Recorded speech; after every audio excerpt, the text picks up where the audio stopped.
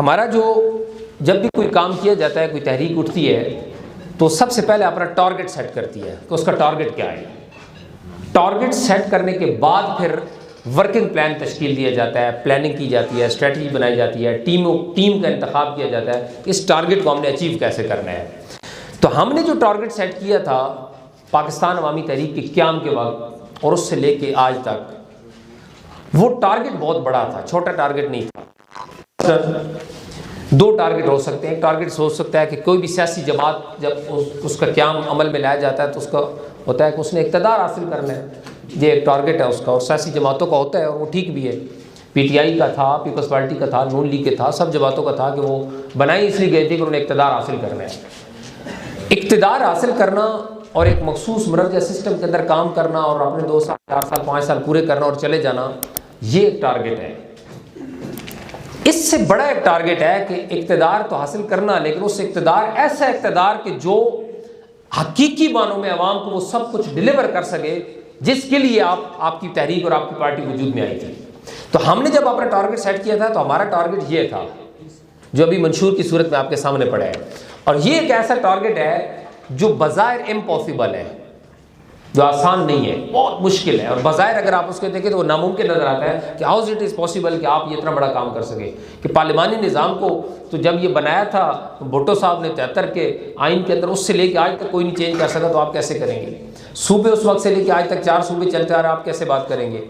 आप कैसे नया स्ट्रक्चर खड़ा, आप पूरे तंजीमी ढांचे को तब्दील करने की बात करते हैं। आप बात करते हैं कि हम इस फ्यूडल लॉर्ड सिस्टम का खात्मा करेंगे। ये लोग हज़ारों एकड़ ज़मीनें दबा कर बैठे हुए हैं, ये बड़े बड़े फ्यूडल लॉर्ड्स, जागीरदार, 1000 एकड़, 2000 एकड़, 5000 एकड़, ये 10 गाँव का मालिक है, ये 20 गाँव का मालिक है। इनसे पूछो ये आपने कहाँ से ली है। वो कहते हैं मालिक अंग्रेजों की वफादारी के लिए।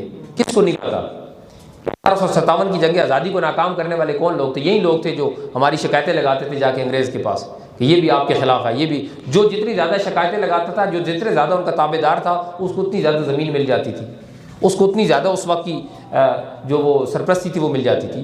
तो ये उनको उसकी वफादारी भी मिली। और अगर वो ये कहे कि नहीं हमारे पास उससे भी पहले की थी, तो सवाल यह है कि ये क्या आप हज़रत आदम अलैहिस्सलाम के आने से भी पहले लेकर कहीं से आए थे। ज़मीन का कॉन्सेप्ट तो यह है कि ज़मीन तो अल्लाह की है, ये किसी की नहीं है। अल्लाह ने हमें बतौर अमानत दी हुई है, खा वो पिछले कई साल नस्लों से भी है, वो उसकी नहीं है, वो अल्लाह की है। लिहाजा फिलॉसफी ये है कि वो ज़मीन जो उसको काश्त करता है वो उसका मालिक है। ये फिलॉसफी ऑफ इस्लाम है, ये फिलॉसफी ऑफ पाकिस्तान। जो काश्त करे वो उसका मालिक है। बाकी ये जो हज़ारों एकड़ बैठ के इस्लामाबाद के अंदर बैठ के 400 खानदान 22 करोड़ को यरगमाल बना के बैठे, इसको हम नहीं मानते। हम इसके खिलाफ बागी हैं। हम कहते हैं कि ज़मीन की दोबारा से डिस्ट्रीब्यूशन होनी चाहिए और उसको मिलनी चाहिए जो उसको काश्त करता है, वो उसका मालिक हो, ताकि वो ज़्यादा मेहनत से काश्त करे और हमारे मुल्क तरक्की करे। तो ये एक बड़ा टास्क और बड़ा टारगेट है जो हमने सेट करके हम निकले हैं। ये छोटा टास्क नहीं है। ये टारगेट हमने डिवाइड किया है इस 13 रुकाती मंशूर के अंदर जो भी आपके पास पहुंच चुके हैं। इसके ऊपर मैंने कन्वेंशन के अंदर बात भी की थी, आपको याद होगा, मंशूर के अंदर। तो ये हमारा प्रॉपर अब रिटन शेप में आ गया। तो ये एक बड़ा टास्क और बड़ा टारगेट है। इस टारगेट को अचीव करने के लिए आपके सामने हमने 2 बड़ी जंगें लड़ी हैं 2013 और 14 के धरने की सूरत में। वो 2 बैटल जंग थी, दोनों जंगें थी इस निज़ाम के खिलाफ।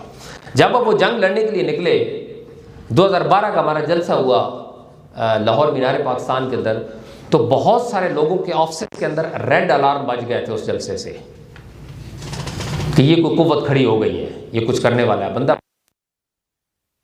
और उसने वहां रहकर अपनी गैर मौजूदगी में लाखों लोगों को तैयार कर लिया है। तो ये बहुत खतरनाक साइन है। रेड अलार्म बज गए थे उस वक्त, और उनको सबको वो ताकतों को फील हो गया था जो इस निज़ाम को ऐसे युरमाल बना के बैठे थे। उनको पता चल गया था कि यहाँ कुछ होने वाला है। तो फिर हमारा 13 का धरना हुआ, फिर यके बाद दीजिए हमने दूसरी जंग लड़ी, 14 का धरना हुआ। दोनों जंगों के अंदर, दोनों धरनों के सामने वो सारी कुव्वतें ऐसे इकट्ठी हो गई थी। आपके सामने है ये सब।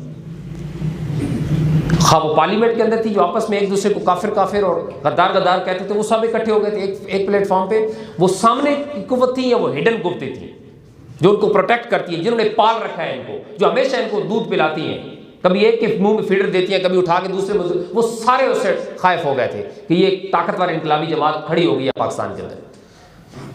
उन्होंने 12 और 13 और 14 धरने, दोनों धरनों के सामने वो खड़े और पूरी कुव्वत के साथ उस धरनों को रोक के उसको डिफ्यूज कर दिया।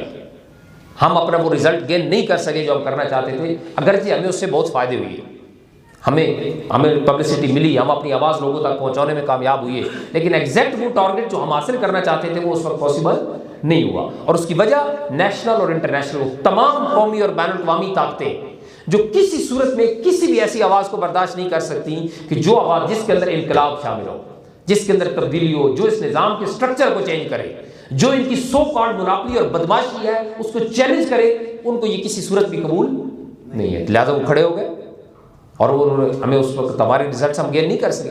और कौन जाहिल लोग हैं, उनको क्या मसला है कंफ्यूज करना। मीडिया के ऊपर एक कैरेक्टर एसेसिनेशन की एक पूरी गेम प्लान की गई और मीडिया के ऊपर बैठ के वो सो कॉल्ड एंकर और सो कॉल्ड मीडिया एनालिस्ट जो अपने आप को बड़े इंटेलेक्चुअल बोलते हैं, वो सारे वो जबान बोलने लगे, ये लंदन प्लान है, ये कैनेडियन नेशनैलिटी है, ये पहले कहाँ थे अब क्यों आ गए। ये बातें आपने आम लोगों के मुंह से यहाँ सुनी होगी, इनके मुंह में ये बातें डाली किसने थी? मीडिया ने।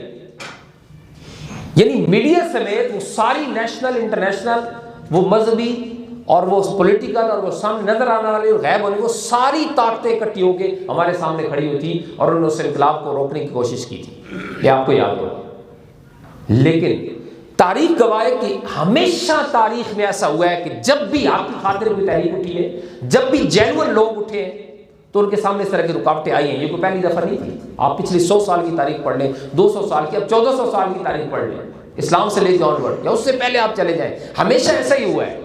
उस वक्त की ताकतें बड़ी बड़ी ताकतवर होते हैं, वो लोग, सरमाया उनके पास होता है, वसाइल उनके पास होते हैं, पैसा उनके पास, ज़मीनें और जायदादें उनके पास होती हैं, वो लोगों को खरीदना जानते हैं। ये हमेशा से रहा है और ये बात भी प्रूव है हमेशा से, ये सारा कुछ करके भी कभी भी कोई बातिल कुव्वत हक की रास्ते को रोक नहीं। इन सारी चालाकियों और उनकी हथकंडों के बावजूद जो जेन्युइन ताकत होती है वो अपना रास्ता बना देती है। मकरू व मकरल्लाह वल्लाहु खैरुल माकिरीन। अल्लाह उनसे बेहतर तदबीर और जानता है कि वो चलता है, जब वो अपने लोगों को हेल्प करता है, सपोर्ट करता है, तो अपना रास्ता बना लेते हैं। तो इसलिए दोस्तों हमारा टारगेट और हमारा विजन बहुत बड़ा है, ये छोटा विजन नहीं है।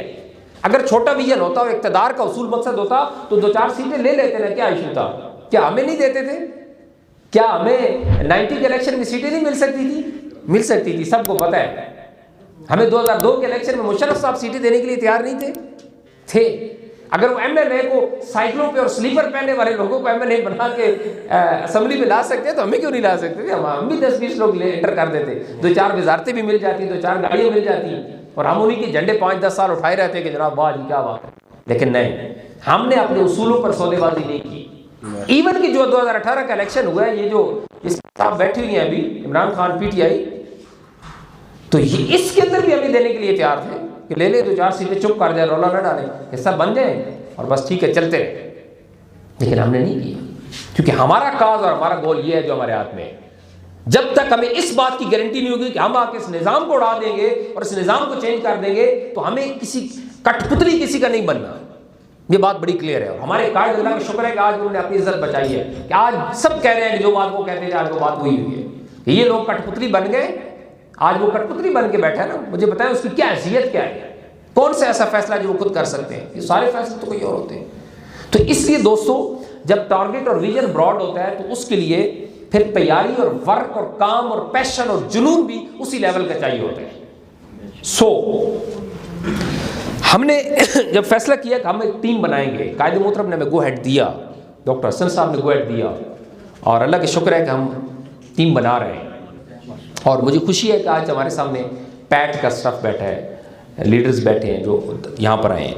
लेकिन अब इसमें एक प्रॉब्लम आ जाता है और वो प्रॉब्लम यह है कि जब आपका इतना बड़ा टास्क है और इतनी बड़ी मंजिल है कि जो आप अचीव करने जा रहे हैं, तो वो उसके लिए टीम भी आपको उसी लेवल की चाहिए होती है। उससे कम लेवल की टीम से आप बड़ा गोल अचीव कर ही नहीं सकते ना जी। देखिए, हाँ, आप जितना बड़ा टास्क है आपके पास, तो आपको उतनी ज्यादा trained and well discipline team चाहिए। अगर वो नहीं होगी तो आप भूल जाएं कि आप ये कर सकते हैं। लेकिन वी आर क्लियर, हम इस पे क्लियर हैं कि हम वो टीम अगर जमीन के नीचे से भी निकाल के लानी पड़ी तो हम लाएंगे और हम वो डिसिप्लिन टीम देंगे। सो मुझे आज का जो इजलास था, इस इजलास के हवाले से आई एम हैप्पी कि माशाल्लाह हमारा कोरम पूरा है। इस पे प्रॉब्लम है कि हमने जो ट्रेनिंग कैंप भी यहाँ किया था, और इससे पहले भी हम बात करते हैं कि हमें एक वेल डिसिप्लिन टीम चाहिए, सिर्फ टीम नहीं चाहिए, वेल डिसिप्लिन टीम। इतनी डिसिप्लिन कि जो इसका डिसिप्लिन पाक आर्मी से भी ज्यादा हो। देखिए 6 लाख लोगों ने पूरी दुनिया को आगे लगाया हुआ है, दुनिया की ताकतवर तरीन फौज में हमारी फौज का शुमार होता है। क्यों? They are well discipline. Undiscipline लोग आप क्या समझते हैं, कोई बड़ा चेंज ला सकते हैं? आप खुद मुझे बताइए, इज इट इज पॉसिबल? आपका ज़हन क्या कहता है? नहीं हो सकता। ये एक जुनून ख्वाब हो सकता है, ये पॉसिबल नहीं। अनडिसिप्लिन लोग ख्वाब, डिसिप्लिन टीम पे चेंज लाती होती है और जुनूनी टीम चेंज लाती होती है।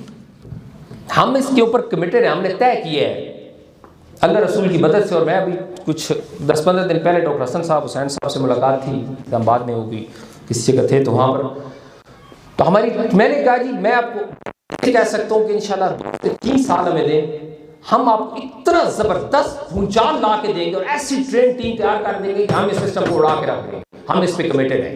और डॉक्टर साहब को हम बताएंगे कि ये आपके वो शाहीन है जिनको आपने तैयार किया था, आज वो इस काबिल हो चुके हैं कि आप चेयरमैन का ओहदा जाहिरी तौर पे आपके पास नहीं है, आप कनाडा में बैठे हैं, उसके बावजूद ये पाकिस्तान के अंदर वो तलातम लाएंगे इंशाल्लाह ताला कि हम इस निज़ाम को उड़ा देंगे। और ये बड़े बड़े इस निज़ाम के परवरदा बड़े क्लोज कैमरे अब लगा कर बैठ गए हमारे ऊपर, इनको पता है कि ये कुछ करने वाले हैं और इंशाल्लाह हम प्रूव करेंगे। तो इसके लिए जनाब अर्ज यह है कि सबसे पहली चीज फ्रेश ब्लड है। तहरीकें, तंजीमें फ्रेश ब्लड के बगैर जिंदा नहीं रहती। फ्रेश ब्लड ऑक्सीजन होता है तहरीक और तंजीम का। फ्रेश ब्लड का मतलब होता है नए अफराद की शमूलियत।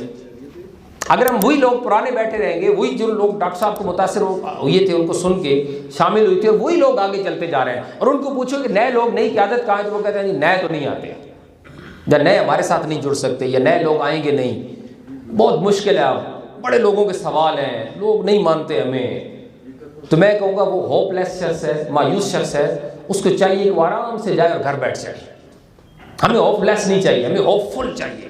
फ्रस्ट्रेटेड पर्सन कभी इनकलाबी तहरीकों का कैसे हिस्सा बन सकता है? हमें वो शख्स है जो कहेंगे आएंगे, हमारा नजरिया, हमारा मिशन, इससे बड़ा नजरिया मुझे बताए ना किसके पास है। ये इन लोगों को, इस कौम को ट्रेंड करना, इसको शऊर दिलाना, इनको अपने साथ जोड़ना, ये कमाल है लीडरशिप का, ये काम हमने करना है। और इसके लिए फ्रेश ब्लड जरूरी है, नए अफराद की शमूलियत। मैं आज मुझे बहुत खुशी हुई है, मुझे अभी मलिक ताहिर साहब ने बताया कि इश्तियाक साल एडवोकेट साहब आज हमारे साथ शामिल हो रहे हैं, तो हम उनको भरपूर वेलकम भी करते हैं। बहुत खुशी की बात है। पीपल्स लायर्स फोरम के वाइस प्रेसिडेंट थे, पाकिस्तान पीपल्स पार्टी का जो लायर्स फोरम है उनका, तो आज आप स्पेशल मलिक ताहिर साहब की दावत पर आए भी हैं। सर हम आपको वेलकम भी करते हैं, और हम उम्मीद करते हैं कि आपकी सलाहियतें, आपका एक्सपीरियंस और आपका जज्बा इस इनकलाब को लाने के लिए इस्तेमाल होगा, और आप अपनी सलाहियतें, अपने वसाइल और अपनी एनर्जी इंशाल्लाह इस टीम के साथ लगाएंगे, और हम आपके साथ और आपकी क़यादत में इंतहाई तेज़ी के साथ आगे बढ़ सकेंगे इंशाल्लाह। तो हम आपको वेलकम कहते हैं। हमें ये चीज़ चाहिए सर, हमने इस जाहिल और मुर्दा, जो 22 करोड़ मुर्दा घोड़े हैं, 22 करोड़ मुर्दा अवाम, इसमें से कुछ लोगों को निकाल के लाना है जिनका ज़मीर जिंदा है, जिनका शऊर जिंदा है, जो समझते हैं कि हमारा लूटा जा रहा है, जो समझते हैं कि हमारे साथ जुल्म हो रहा है। हम उस स्टफ को अपने साथ लाना है। और वो 22 करोड़ में अगर आप 22 लाख भी निकाल के ले आए ना, और इससे ज्यादा होते हैं, ये नहीं कि नहीं होते, होते हैं, बहुत अच्छे लोग मौजूद हैं, आप ले आए, यकीन करें आप इस निज़ाम को उड़ा के रख देंगे। 22 करोड़ में से 22 लाख भी अगर आप निकाल के ले आए, इतनी बड़ी ताकत है ये। लेकिन वो आएंगे कैसे? हमारी कमिटमेंट और हमारे पैशन से आएंगे। अगर हम खुद मायूस होंगे, हम खुद फ्रस्ट्रेशन के शिकार होंगे, तो एक फ्रस्ट्रेटेड बंदे के साथ कोई भी जुड़ना पसंद, होपफुल लोगों के साथ लोग जुड़ते हैं। लिहाजा ये उम्मीद और ये यकीन रखना है कि हम ही हैं जिन्होंने इस निज़ाम को उड़ाना है और ये नया निज़ाम लाना है इंशाअल्लाह ताला। हम इस नए निज़ाम को नाफिज करने की जिद्दोजहद कर रहे हैं, ये हमारा आज़्म है। और ये इतना बड़ा काम है कि आने वाली नस्लें आपको 100 साल तक याद रखेंगी कि किसी ने ये काम किया था। लिहाजा इसके लिए नए अफराद की शमूलियत सबसे ज़रूरी और मेन चीज़ है। और इस हवाले से कुछ काम किए भी है, तौकीर साहब ने मुझे बताया था कि हम इसके ऊपर वर्क कर रहे हैं। लेकिन एक बंदे का ये काम नहीं है, 2 बंदों का काम नहीं है, ये पूरी टीम का काम है।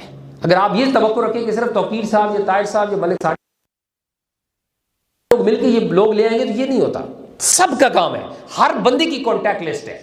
लिहाजा आज के बाद जो आपको टारगेट दिया जा रहा है वो टारगेट ये है कि जितने तहसीलों के जिम्मेदारान बैठे हैं यहाँ पर वो अपने पास नोट कर लें कि हर तहसील से हमें 100 नए अफराद चाहिए, 100 न्यू पीपल, न्यू पर्सन्स जो आपके साथ शामिल हो। हमने 25 मई को लियाकत बाग के अंदर जलसा प्लान किया है और हमने ये क्लेम किया है और ये अपना टारगेट सेट किया है कि हम 1000 नए अफराद स्टेज पर खड़े करेंगे, 1000 न्यू पीपल जो स्टेज पर आकर ये वीडियो बयान देंगे। अपना कमजोर बंदा नहीं लाना जो वीडियो से डरता हो, कोई सुन लेगा तो क्या आ जाएगा। स्ट्रॉन्ग मैन इश्तियाक सियाल साहब की आए और कहे कि मेरा तल्लक फलां पार्टी से था और मैं एक नजरिए और एक मिशन के साथ काम कर रहा था, लेकिन आज मैं समझता हूँ कि वो मिशन और नजरिया वहां पूरा नहीं हो रहा। पाकिस्तान तहरीक का जो एजेंडा, जो मंशूर, जो मिशन है, जो उनकी क़यादत का मिशन है, मैं इसके साथ मुकम्मल इत्तेफाक करता हूँ और आज अपनी साबका पार्टी को छोड़ के आज मैं पाकिस्तान अवामी तहरीक में शमूलियत का ऐलान करता हूँ। ये वीडियो बयान के साथ 1000 नए लोग हमने खड़े कर रहे हैं इंशाल्लाह लियाकत बाग स्टेज के ऊपर। ये हमने अपना टारगेट सेट किया है और जिस दिन ये जलसा होगा आपका और 1000 नए लोग हलफ देंगे और स्टेज के ऊपर खड़े होंगे, उसके बाद आप पाकिस्तान की पॉलिटिक्स का रुख देखिएगा वो किधर जाता है। उसकी शाम की मीडिया न्यूज़ आप सुनिएगा कि होने क्या जा रहा है और बड़ी बड़ी रिपोर्टिंग्स और बड़े बड़े एजेंसियों और बड़े बड़े लोगों को समझ आ जाएगी कि कितना बड़ा काम करने जा रहे हैं। तो इसके लिए हमें आपका ताउन चाहिए और वो ताउन टारगेट है आपका कि 100 न्यू पीपल हर तहसील से आपने शामिल करने, ये आपका टारगेट है। और वो न्यू लोग कौन होंगे? वो मुख्तलिफ पार्टियों के लोग हैं, वो PTI के हैं, वो नून लीग के हैं, वो पीपल्स पार्टी के हैं, वो मुख्तलिफ जमातों से हैं, ये जमातों में नहीं भी हैं या किसी मजहबी जमात के पास हैं। आपको हमने टूल दे दिए है, ये आपके पास है, आप जाएं उसके सामने ये रखें, उसे कहें जनाब ये हमारा मंशूर है, आप बताएं कि ये मंशूर किस पार्टी का है। और देखिए सबसे पहला एजेंडा ही हमारा मौजूदा पार्लिमानी, ये पार्लिमानी निज़ाम क्या है? इसी निज़ाम ने तो बेड़ा गर्क किया है इस मुल्क का। ये 20-22 करोड़ से कम के इलेक्शन नहीं पड़ता आपको, ये फ्यूडल लॉर्ड्स की गेम है। ये मुझे पता है ना, फ्यूडल लॉर्ड्स के अलावा कौन है जो चकवाल से पिछले आप 10 इलेक्शन का रिजल्ट उठा के देख ले, 2-3-4 लोगों के अलावा आया कौन है यहाँ? उन्हीं के खानदान, उन्हीं के बेटे अटक के उठा ले, पूरे पाकिस्तान की उठा ले, सिंध की, पंजाब की, कहीं की उठा ले पूरी तारीख, वही लोग हैं जो पलट पलट के इक़्तिदार के अंदर आते हैं। लिहाजा ये लोग किसी सूरत इस निज़ाम को नहीं बदलना चाहते और हमारा टारगेट ये है कि हम इस निज़ाम को जलाकर भस्म कर देंगे। हम इसकी जगह इंशाल्लाह मुतनासिब नुमाइंदगी का निज़ाम लाएंगे। और मुतनासिब नुमाइंदगी का निज़ाम क्या है वो आपको अच्छी तरह पहले समझना चाहिए कि जहां वोट पार्टी को पड़ता है, शख्सियत को नहीं पड़ता। मतलब पीपल्स पार्टी है, नून लीग है, अवामी तहरीक है, PTI है, जमात इस्लामी, पार्टी को वोट पड़ेगा। कैसे? मसलन मैं आपको मिसाल देता हूँ, तहरीक लब्बैक ने 22 लाख वोट लिए थे पिछले इलेक्शन में, लिए कैसे थे इसको छोड़ दें, वो कितना गिर गए थे, कितने उन्होंने जाके एक एक बंदे को ये बोलना कि हुजूर की खातिर आप एक पर्ची नहीं दे सकते, यानी इस लेवल तक भी वो नीचे आ गए थे। खुदा ना, हम तो कभी भी नहीं गए। 22 लाख वोट लिया, एक MLA की सीट भी नहीं मिली। रीजन सिस्टम खराब हो, 22 का 22 लाख सारा ज़ाया चला गया। रीजन क्या थी कि वो जीत नहीं सके। जीतने का म्यार ये था कि 5 इलेक्शन लड़ रहे हैं, 5 में जीतेगा कितने? एक जीतेगा ना। मसलन इस बंदे को 50,000 वोट पड़ा है, 49,000 इसको पड़ा है, 48,000 इसको पड़ा है, 47,000, 45,000 इनको जीतेगा। इनमें से कौन से? जिसको कितना पड़ा? 50,000। अब 50,000 बंदा ये कह रहा है कि हमारा नुमाइंदा ये है, जबकि 1 लाख लोग तकरीबन ये कह रहे हैं कि हमारा, या 2 लाख लोग ये कह रहे हैं कि हमारा नुमाइंदा ये। तो वेयर इज डेमोक्रेसी? जमहूरियत कहाँ है? 2 लाख तो कह रहे हैं कि हमारा ये नुमाइंदा नहीं है, सिर्फ 50,000 कह रहे हैं कि हमारा नुमाइंदा ये है। तो आपने 50,000 वाले को जितवा दिया, 1.5 लाख की जो राय थी उसको आप बिल्डोज करके आपने उड़ा दिए, चलो तुम्हारी हम नहीं मानते। ये है आपका सिस्टम। ये कितना आसान है समझाना, 2 मिनट में आप समझा सकते हैं। ये डेमोक्रेसी नहीं है, ये बदमाशी है। ये 20 करोड़ का इलेक्शन है, ये फ्यूडल लॉर्ड्स का इलेक्शन है, ये आम आदमी का इलेक्शन नहीं है। ये वो शऊर है जो बेदार करना है हमने लोगों के अंदर। और 35 सूबों की हमने बात की है। मुझे पता है दुनिया का कोई एक मुल्क बता दिया, हमने कुछ मुल्कों की मिसालें लिखी हैं जहां 22 करोड़ आबादी पर 4 सूबे हो। कोई एक दुनिया का मुल्क गिनवा दे तरक्की याफ्ता कि जिसके अंदर ये हो। आपने तो यूनिट्स ही नहीं बना सके आज तक। और इनसे बात करें तो आज तक सराइकी सूबा, बलोचिस्तान अपना क्या बोलते हैं, मुल्तान, सराइकी सूबा नहीं बना सके, हजारा नहीं बना सके।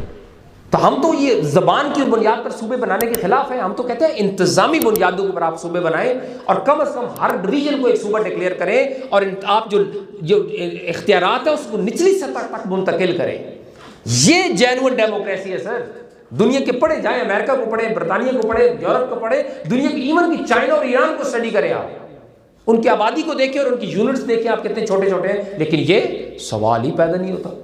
फिर करप्शन का culture from top to bottom है, पुलिस बिक रही है, पटवारी बिक रहा है, कोई पूछने वाला नहीं है।